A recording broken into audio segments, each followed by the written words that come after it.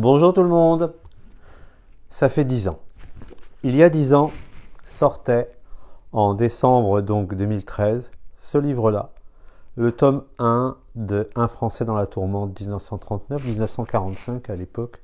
J'envisageais pas d'aller plus loin. Et puis il a été remplacé par celui-là 4 ans après, donc en novembre si je me souviens bien 2017. Alors, vidéo anniversaire, Un Français dans la tourmente, qu'est-ce que je veux vous dire?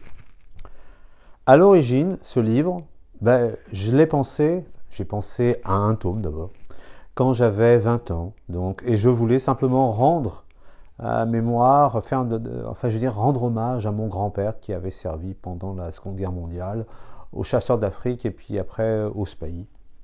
Évidemment, mon grand-père ne pouvait pas avoir couvert toute la guerre, être un peu partout. Ce n'était pas possible. Donc, j'ai dû transformer un peu, faire d'un personnage un fil rouge, donc André d'Aubusson, c'est le fil rouge de l'histoire qui va se retrouver confronté à un grand nombre d'événements de la Seconde Guerre mondiale, de Libye, l'Égypte, l'Angleterre, le passage du Rhin, tout ce qu'on voudra, l'URSS aussi, bref.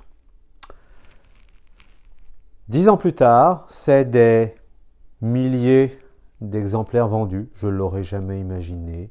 C'est un public fidèle. Alors à l'origine, quand le livre est sorti en décembre 2013, écoutez, je vais l'écrire avec vous, personne ne l'a lu.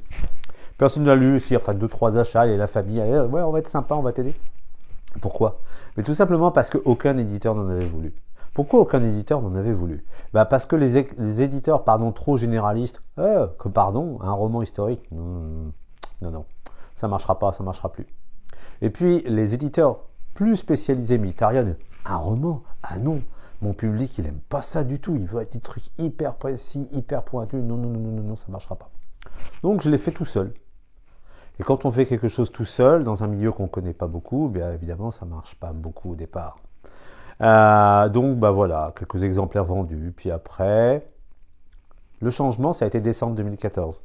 Décembre 2014, j'ai créé la page sur laquelle vous voyez la vidéo aujourd'hui. Donc, Rudolf de Patureau, il y a eu plusieurs noms, écrivains. Aujourd'hui, c'est chronique historique. Puis, je pense que c'est ce qui restera. Parce que j'ai un petit peu élargi ce que je fais. Je ne fais plus que la Seconde Guerre mondiale. Et puis, c'est grâce à cette page, en fait, que je me suis fait connaître. Aujourd'hui, vous êtes plus de 17 000 abonnés sur cette page. La première année, il y en a eu 500. Puis, ça a grimpé petit à petit. Et puis les gens se sont dit, tiens, on va essayer de lire son bouquin. Et waouh, c'est sympa. Alors pourquoi je vais pas me renvoyer des fleurs, c'est pas l'idée. Mais je pense que ce qui vous plaît dans la saga Un Français dans la tourmente, c'est d'être à la hauteur du combattant, en fait, tout simplement, à hauteur d'homme. Vous faites corps avec ce que les combattants ont vécu. Et puis j'essaie toujours de marier la grande et la petite histoire parce que c'est ça ce que les gens veulent. Ils veulent les deux entremêlés. Ça permet d'avoir un public plus large. Donc ça fait 10 ans maintenant.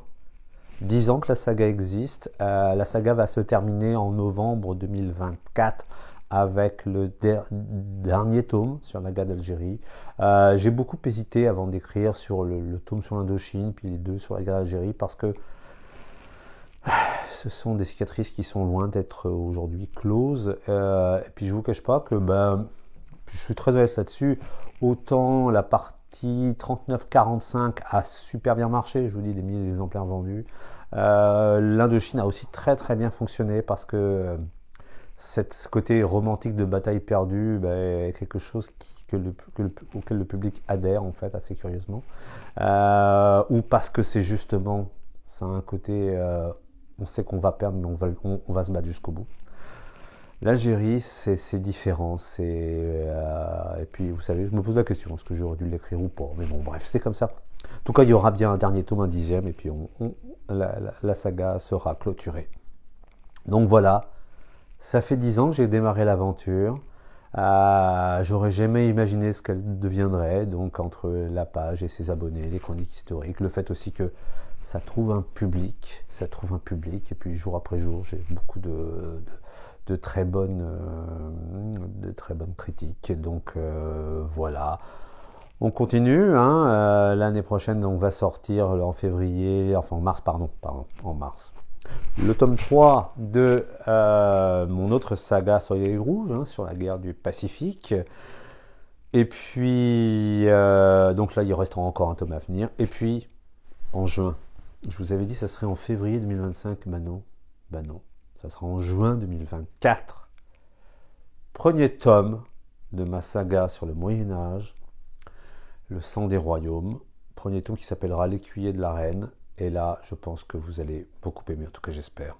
Ben voilà, je vous souhaite de bonnes lectures historiques. Merci de m'être fidèle et on se retrouve bientôt. Merci, bye bye.